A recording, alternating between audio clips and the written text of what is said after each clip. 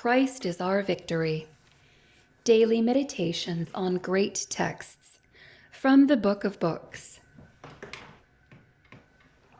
March 7th. Not in strife or envy. Let us walk honestly as in the day, not in rioting and drunkenness, not in chambering and wantonness, not in strife and envying. Romans 13:13. The church at Rome was composed of many nationalities and included members from different strata of society.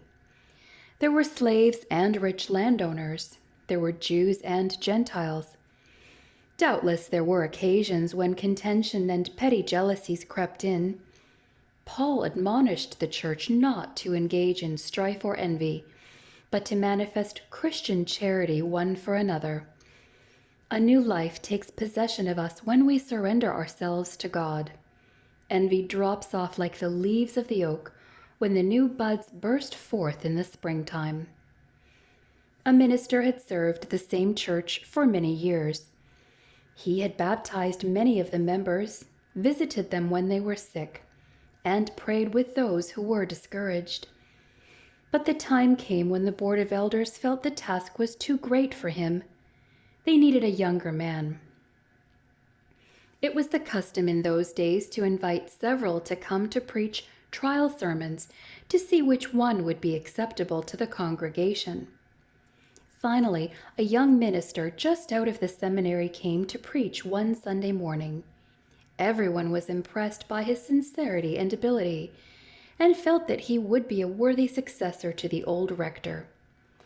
They explained the situation to the elderly minister when he returned from a holiday, and invited the young man back for the second sermon. Early the next Sunday, to the amazement of the congregation, the older man occupied a pew near the center aisle, sitting with the congregation. He listened to the sermon with deep interest, and later, when asked to join the committee for the final decision, there was not the slightest trace of jealousy in the old man's heart. His face wore a kindly smile as he said, "We are fortunate to find such a fine man.